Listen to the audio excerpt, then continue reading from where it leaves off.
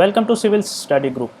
दोस्तों, आज हम गांधी जयंती मना रहे हैं। इसके लिए मैंने एक आपके लिए स्पेशल लेक्चर तैयार किया है, जिसमें मैं गांधी जी की लाइफ, उनके द्वारा किए गए आंदोलन और उनके द्वारा लिखी गई किताबें और उनके अदर वर्क्स पर एक रिफ्लेक्शन दूंगा।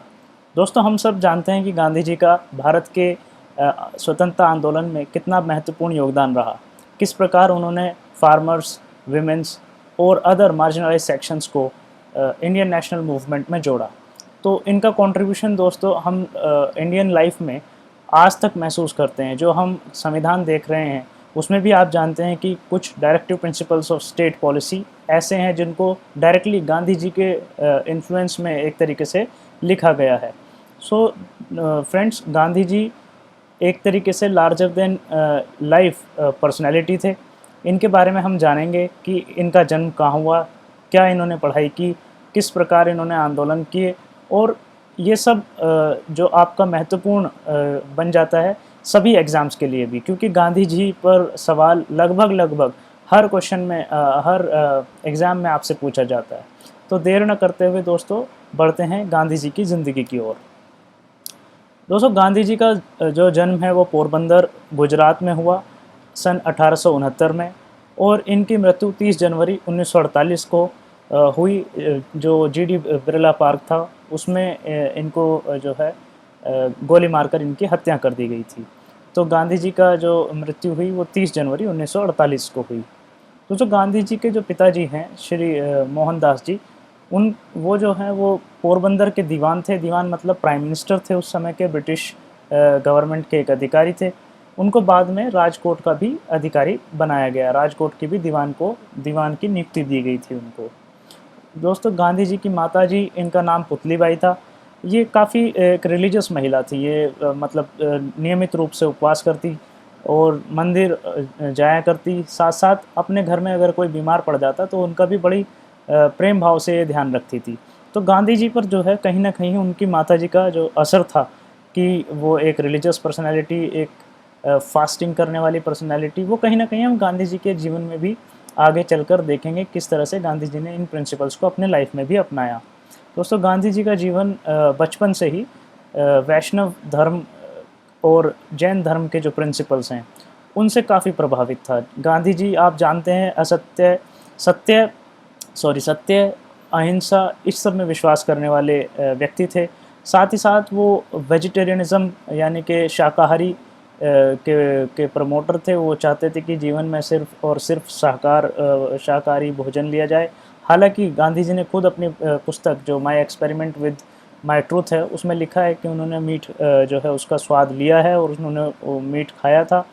लेकिन वो एक इस बात से काफ़ी ज़्यादा कह सकते हैं कन्विंस हो चुके थे कि वेजिटेरियनिज़म जो है वही एक डाइट है जो इंसान के हेल्दी रहने के लिए इंसान को चाहिए। तो दोस्तों, गांधी जी के जो मेन प्रिंसिपल्स थे, नॉन वायलेंस यानी कि अहिंसा, सत्य यानी कि ट्रुथ, ये इनके बेसिक प्रिंसिपल ऑफ लाइफ बने।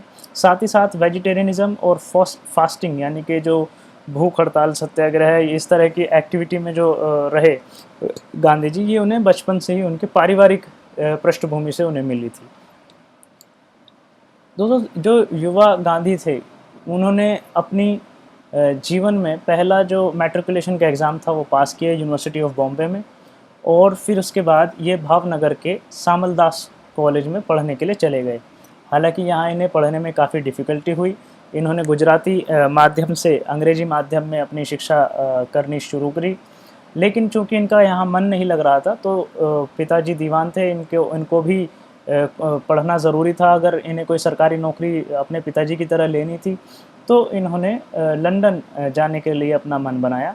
लंदन में दोस्तों ये इंग्लैंड में जाकर लंदन के इनर टेम्पल, जो 4 लॉ कॉलेजेस हैं, टेम्पल लॉ कॉलेजेस बेसिकली, उनमें इन्होंने एक इनर टेम्पल नाम के कॉलेज में इन्होंने अपना एडमिशन ले लिया।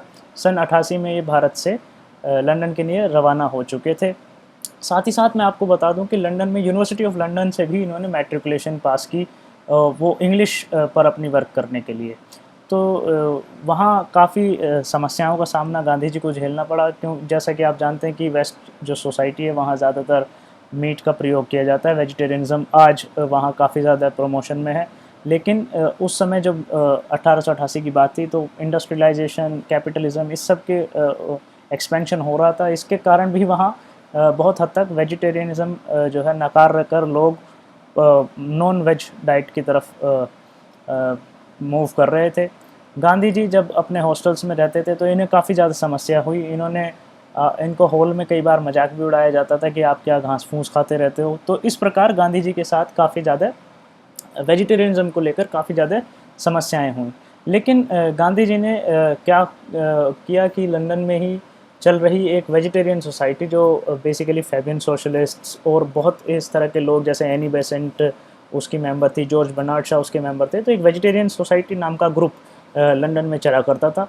उस समय इन्होंने उस वेजिटेरियन सोसाइटी नाम की ग्रुप को ज्वाइन कर लिया, उसके मेंबर ये बन गए। और फिर इन्होंने बाद में अपने प्रिंसिपल्स को भी डिस्कवर करना शुरू किया। तो इन्होंने भगवत गीता का पहला पार्ट जो गांधी जी ने किया वो एक इंग्लिश ट्रांसलेशन था हिंदी या संस्कृत भगवत गीता का, जो सर एडविन आर्नोल्ड ने किया था।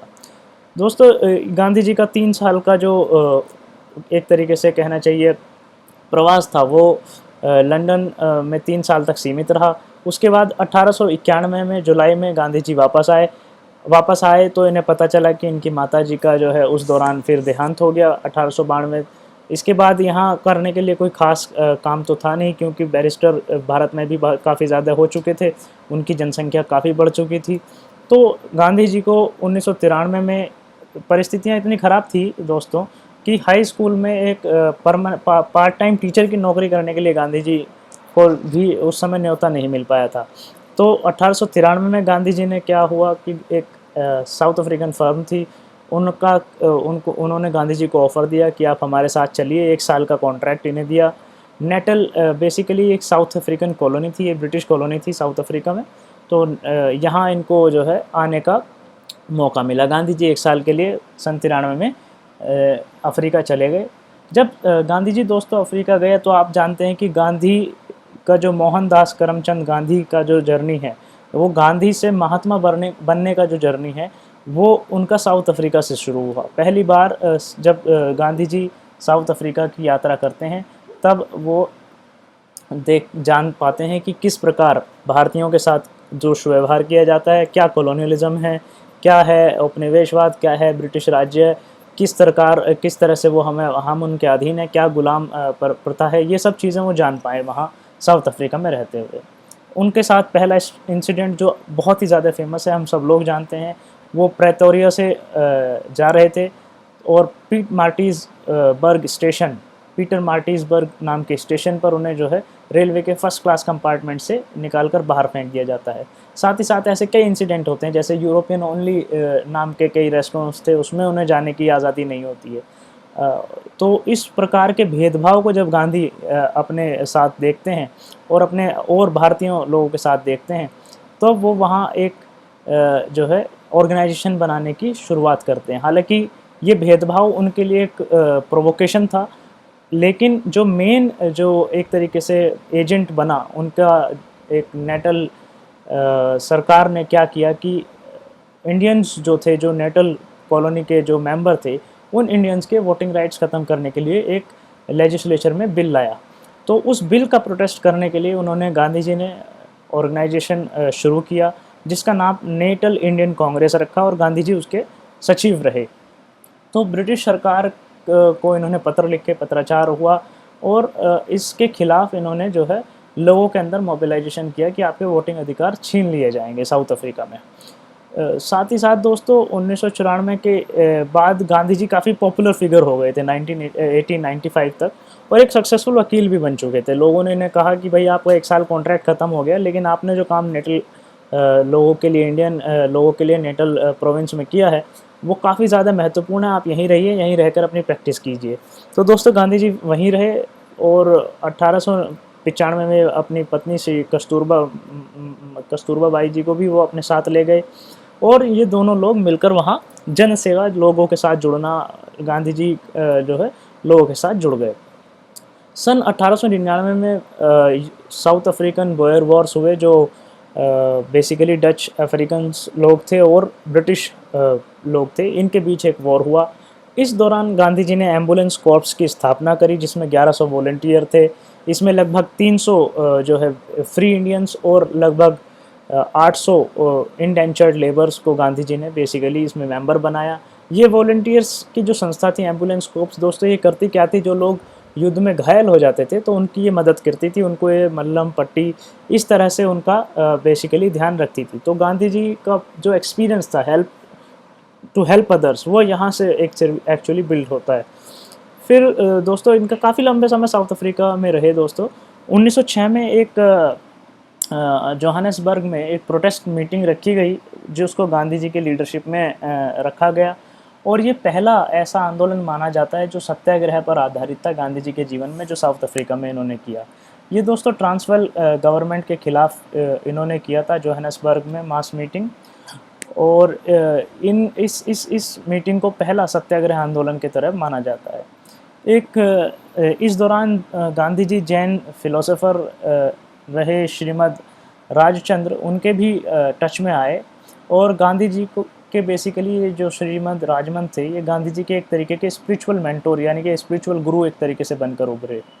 फिर गांधी जी पर और किस चीज़ों का प्रभाव रहा, तो गांधी जी पर John Ruskin, Henry David Thoreau और इस तरह के लोगों का, जो एनार्किस्ट या इस तरीके से कहें कि फिलोसफिकल एनार्किस्ट की कैटेगरी में आते हैं, उन लोगों का काफ़ी प्रभाव रहा। तो जॉन रस्किन की जो किताब गांधी जी का दिमाग पर छाप छोड़ी, वो थी अनटू दिस लास्ट, और ये इस किताब को पढ़कर गांधी जी ने क्या किया कि फिनिक्स डरबन में अपने दोस्तों के साथ एक बेसिकली एक कम्युनिटी टाइप का एक सिस्टम बनाया, जहां सभी लोग मेहनत करते थे, सभी लोग काम करते थे और सभी लोग एक दूसरे के साथ मिल बांट कर रहते थे। तो ये भी एक काम गांधी जी ने वहाँ एक्सपेरिमेंट बेसिकली किया अपने साथ। दोस्तों गांधी जी जो है 1915 में भारत वापस आते हैं, और 1915 में अपने राजनीतिक गुरु गोपाल कृष्ण गोखले के अनुग्रह पर ये वापस आते हैं। C.F. एंड्रूज़ जो गांधी जी के एक तरीके से बायोग्राफर भी हैं, उन्होंने गांधी जी पर किताब भी लिखी है, उनके द्वारा ये बेसिकली उनके तारतम्य से ये बुलाए गए भारत 1915 में। 1915, 16, 17 तक बेसिकली गांधी जी भारत जब आए तो उन्होंने केवल भ्रमण किया, यहाँ कोई आंदोलन उन्होंने एकदम से शुरू नहीं किया। लेकिन जब 1917 में राजकुमार शुक्ला, जो बिहार दरभंगा के निवासी थे, इनको वहाँ बुलाया गया कि आप आइए भारत में, यहाँ बिहार में एक नील आंदोलन चल रहा है, और भारत में नील आंदोलन आप जानते हैं कि 3 कठिया सिस्टम हुआ करता था। 3 कठिया सिस्टम मतलब 3/20 ऑफ द लैंड, उस पर आपको ज़रूरी था कि आप नील की खेती करें। लेकिन सिंथेटिक नील क्योंकि जर्मनी ने खोज ली थी 1917 के दौरान, तो क्या हुआ था कि इंडिगो जो नील जो उगाते हैं लोग, उस फार्मर्स, उसके दाम काफ़ी घट गए थे। तो चूंकि उसके दाम घट गए थे तो फार्मर्स को काफ़ी नुकसान हो रहा था, और उसकी खरीद भी सरकार नहीं कर रही थी। तो इस कारण लोगों के ऊपर बोझ बढ़ता जा रहा था रीपे करने का, टैक्स रीपे करने का। तो इस सिस्टम को ख़त्म करने के लिए लोगों ने गांधी जी को न्योता भेजा। गांधी जी को न्योता भेजा तो गांधी जी के साथ साथ वहाँ और कई लीडर्स जैसे कि JB कृपलानी, राजेंद्र प्रसाद, महादेव देसाई और नरहरि पारिक, ये वहाँ पहुँच जाते हैं। तो ये गांधी जी का पहला आंदोलन जो कह सकते हैं पॉलिटिकल स्ट्रगल, वो इंडिया में रहा चंपारण का आंदोलन। दोस्तों दूसरा महत्वपूर्ण आंदोलन जो एक तरीके से छोटे रूप में कहेंगे हम, वो गांधी जी के जीवन में रहा खेड़ा का आंदोलन, जिसमें किसानों की समस्याओं को लेकर, जैसे किसान का खरीफ का फसल बर्बाद हो गया था और उसके कारण वो लैंड रेवेन्यू पे नहीं कर पा रहे थे अपना, तो उस लैंड रेवेन्यू को माफ़ कराया जाए, इसको लेकर गांधी जी ने आंदोलन किया। सरदार पटेल ने उनके साथ इसमें साथ निभाया, और गांधी जी ब्रिटिश सरकार से ये आग्रह करने में सफल रहे कि आप जो है किसानों से ऋण ना लें इस समय, क्योंकि इस बार कोई पैदावार नहीं हुई है। दोस्तों साथ ही साथ गांधी जी के साथ एक इम्पोर्टेंट अहमदाबाद मिल स्ट्राइक का नाम भी जुड़ जाता है, जिसमें कि क्या हुआ था कि सन 17 के दौरान एक काफ़ी खतरनाक प्लेग बीमारी जो चूहों से फैलती है, वो फैल गई थी, और वहाँ लगभग 75% फैक्ट्री वर्कर्स वो अपने घर चले गए। तो ऐसे में क्या हुआ कि फैक्ट्रीज चलाने के लिए फैक्ट्री वालों ने एक बोनस तैयार किया कि जो लोग इस महामारी के दौरान काम करेंगे, उनको हम सैलरी के ऊपर 75% बोनस देंगे। तो बोनस नहीं मिलने पर जब वर्कर्स आंदोलित हुए तो गांधी जी का वहाँ फिर जाना हुआ और गांधी जी ने वहाँ अहमदाबाद मिल स्ट्राइक में 35% बोनस का एक बेसिकली एग्रीमेंट वहाँ लोगों को कराया कि वर्कर्स को 35% आपको देना ही होगा। तो दोस्तों ये कुछ महत्वपूर्ण और छोटे राजनीतिक आंदोलन गांधी जी ने चलाए। इसके बाद हम देखेंगे कि जो कुछ बड़े आंदोलन गांधी जी ने चलाए वो कौन से थे। तो सबसे मेन पॉलिटिकल आंदोलन जो गांधी जी के रहे वो था एक सत्याग्रह आंदोलन जो रॉलेट एक्ट के तहत इन्होंने शुरू किया, जिसमें 1919 में बॉम्बे में पहली बार ये शुरुआत रखी गई। दोस्तों इस रॉलेट एक्ट के विरोध में जब गांधी जी प्रोटेस्ट कर रहे थे तो तेज बहादुर सप्रू और एनी बेसेंट और उस तरह के अदर लिबरल लोग वो गांधी जी के सत्याग्रह के विरोध में थे। दोस्तों सत्याग्रह रॉलेट एक्ट के खिलाफ करने के बाद गांधी जी अपना एक नॉन कोऑपरेशन आंदोलन लॉन्च करते हैं जो जलियांवाला बाग सन 1919 में आप जानते हैं कि इस प्रकार जनरल डायर ने खुले बंद मैदान में एक गोली चलाकर हत्याएं की और खिलाफत आंदोलन को ध्यान में रखते हुए गांधी जी ने नॉन कोऑपरेशन आंदोलन की शुरुआत करी। ये नॉन कोऑपरेशन आंदोलन बेसिकली था क्या दोस्तों? ये नॉन कोऑपरेशन आंदोलन एक ऐसा प्रोग्राम था जिसमें ब्रिटिश सरकार के द्वारा चालित एजुकेशन संस्थान और उनके द्वारा जो बनाई गई विधायिका है जिसमें कानून बना करते थे, उनको गांधी जी ने कहा कि हम इंडियंस जो है ब्रिटिशर्स को रूल करने में अब मदद नहीं करेंगे, we will not cooperate for our own rule. So Gandhi ji ने इन नॉन कोऑपरेशन आंदोलन की जो नींव रखी वो इस बात पे रखी कि आप एजुकेशन इंस्टीट्यूशन इनके बाइकआउट करें, लेजिस्लेटिव असेंबली का बाइकआउट करें और इनके ब्रिटिश मेड प्रोडक्ट्स जो हैं उनका भी बाइकआउट करें। तो एक बहुत बड़ा आंदोलन एक तरीके से कहना चाहिए वो स्वराज की डिमांड को लेकर और इंडियननेस को लेकर पहली बार जो चला वो सत्याग्रह आंदोलन नॉन कोऑपरेशन आंदोलन था।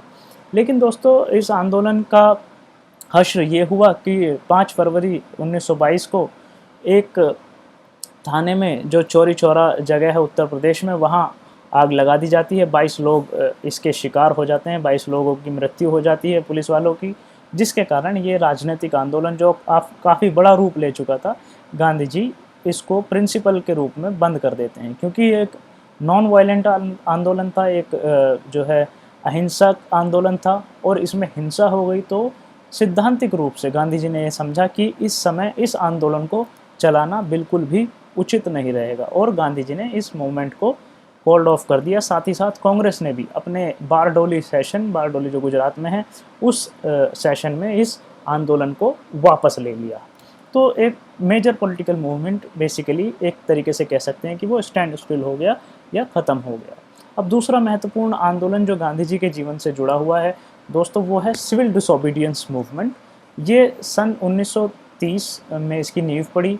गांधी जी साइमन कमीशन आप जानते हैं 27 में आ चुका था, 29 में लाहौर सेशन भारत में भारतीय कांग्रेस का हुआ और साइमन कमीशन ये कह रहा था कि आप नए कॉन्स्टिट्यूशनल मेजर्स लाए जाएंगे, जिसका बाइकाट भी काफ़ी ज़्यादा किया जा रहा था। तो इस सब के बीच सिविल डिसोबीडियंस मूवमेंट की नींव पड़ी और सिविल डिसोबीडियंस की नींव 1929 के जो लाहौर सेशन है उसमें ज़्यादा रखी गई, जिसमें पूर्ण स्वराज की मांग, राउंड टेबल कॉन्फ्रेंस में नहीं जाने की मांग, इन सब को भी इंक्लूड करा गया। तो गांधी जी ने डिसाइड किया कि सिविल डिसोबीडियंस मूवमेंट वो ब्रिटिश सरकार के खिलाफ करेंगे और इसके लिए उन्होंने तय किया कि वो नमक बनाने के जो कानून हैं, यानी कि नमक केवल पहले सरकार बनाती थी, आम लोगों को नमक पर भी कर देना पड़ता था, इसके खिलाफ सॉल्ट लॉज जो थे इनके खिलाफ जाकर गांधी जी ने कहा कि इन अनजस्ट ये लॉज जो हैं ये अनजस्ट हैं, ये नैतिक नहीं है, अनैतिक नियम हैं, इनको तोड़ना बहुत ज़्यादा ज़रूरी है। तो गांधी जी ने नैतिक रूप से इन नियमों को जो है तोड़ने की प्लानिंग बनाई, ठान लिया उन्होंने और दांडी मार्च की शुरुआत इन्होंने करी 12 मार्च 1930। तो दोस्तों दांडी मार्च आप याद रख सकते हैं कि कब शुरू हुआ, मार्च 1930। तो दांडी मार्च 1930 में शुरू किया गया, ये आप याद रख सकते हैं। तो गांधी 24 दिन की यात्रा कर दांडी पहुंचते हैं और वहां नमक बनाकर नमक के कानूनों को एक तरीके से तोड़ देते हैं।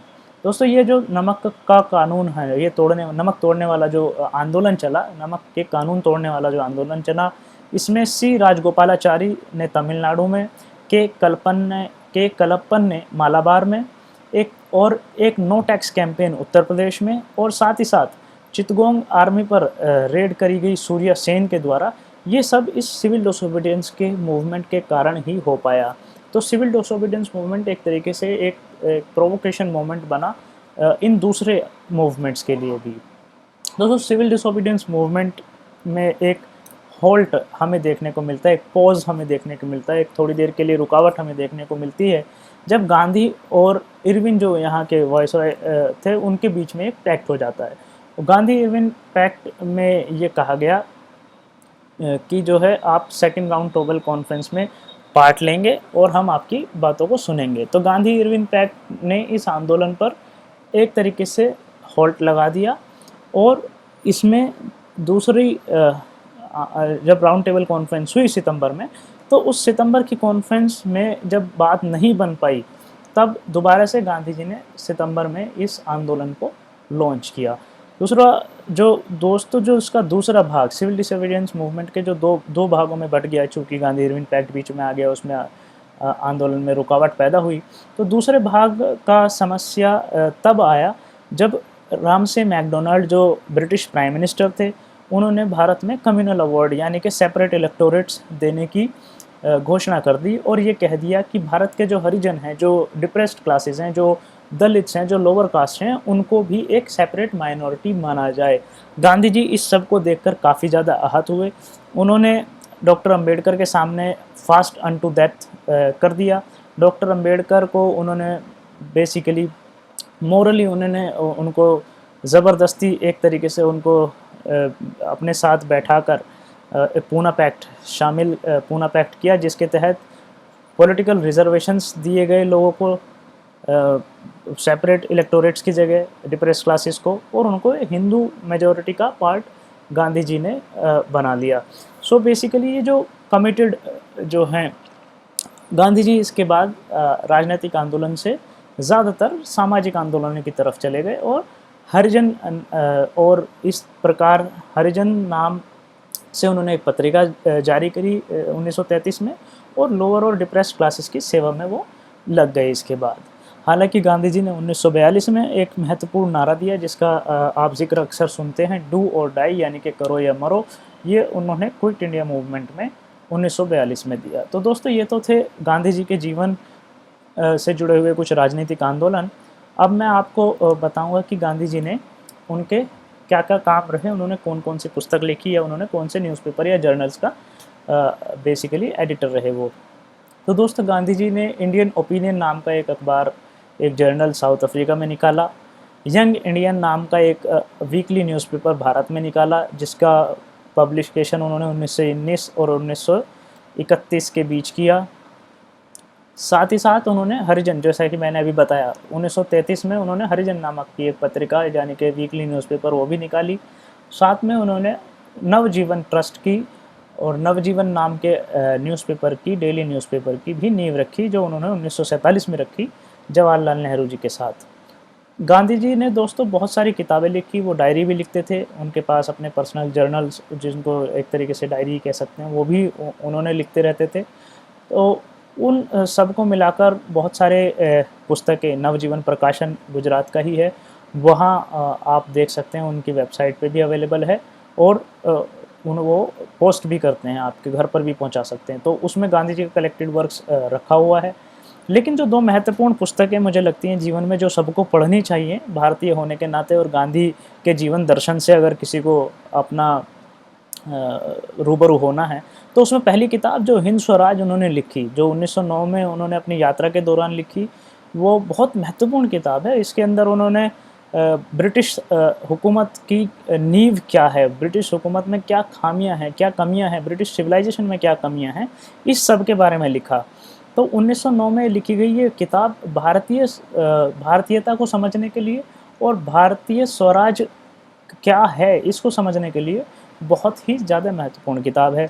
दूसरी किताब जो उन्होंने लिखी वो है उनका जो है जीवनी, वो है my experiments with my tooth. ये किताब उन्होंने पहले गुजराती में लिखी, जिसका ट्रांसलेशन बाद में बहुत भारतीय भाषाओं और अंग्रेजी तथा दूसरी भाषाओं में भी किया गया है। तो ये 1921 में भी इन्होंने एक किताब लिखी। ये बायोग्राफी भी दोस्तों बहुत पढ़ने लायक है। ये ऑटोबायोग्राफी उन्होंने अपने बहुत निष्पक्ष रूप से अपने आप को उन्होंने इसमें रखा है, किस प्रकार उनके साथ जीवन में क्या बीता, किस तरह से उन्होंने अपनी पत्नी के साथ किस तरह का व्यवहार करा, जीवन में उन्होंने क्या से क्या सीखा, ये सब चीज़ें उसमें उन्होंने अच्छा बुरा सब कुछ उन्होंने उसमें लिखा है। तो आप लोगों से मैं रिक्वेस्ट करूँगा कि गांधी जी का सबसे बड़ा ट्रिब्यूट मेरे ख्याल में वो यही होगा कि उनके जो काम हैं, जो उनका लिखा हुआ काम है, जो उनका करा हुआ काम है, उससे हम रूबरू हों। दोस्तों गांधी जी ने और बहुत सारे छोटे, मैं जैसा मैंने बताया कि नवजीवन प्रकाशन में वो सब कुछ अवेलेबल है, तो गांधी जी ने और बहुत सारे छोटे और बड़े किताबें लिखी, जिसमें गीता के ऊपर उन्होंने किताब लिखी है, वेजिटेरियनिज्म क्यों अपनाना चाहिए इसके ऊपर किताब लिखी है, विलेज स्वराज कैसा होगा, इंडिया ऑफ माई ड्रीम्स कैसा होगा, इन सब के ऊपर उन्होंने किताब लिखी है। और दोस्तों गांधी जी को दूसरे लोग जो कमेंटेटर्स हैं, पॉलिटिकल कमेंटेटर्स हैं, वो एक फ़िलोसफिकल एनार्किस्ट के रूप में उन्हें जानते हैं। यानी कि वो खुले रूप से एक जो है उन्हीं कानून को मानने वाले थे जो कानून उनके सोल कहे कि इनको मानना चाहिए। तो दोस्तों ये था गांधी जी का शॉर्ट जीवन दर्शन। गांधी जयंती पर ये एक स्पेशल लेक्चर मैंने आप लोगों के लिए बनाया। उम्मीद करता हूँ इससे आपके बहुत सारे डाउट्स क्लियर हुए होंगे और आपको आने वाले एग्ज़ाम्स में इससे कुछ मदद मिल सकेगी। बहुत बहुत धन्यवाद। ऐसे आने वाले समय में ऐसे वीडियोस को देखने के लिए मेरे चैनल को ज़रूर सब्सक्राइब करें, लाइक करें और शेयर करें अदर कैंडिडेट्स के साथ। Thank you for your time.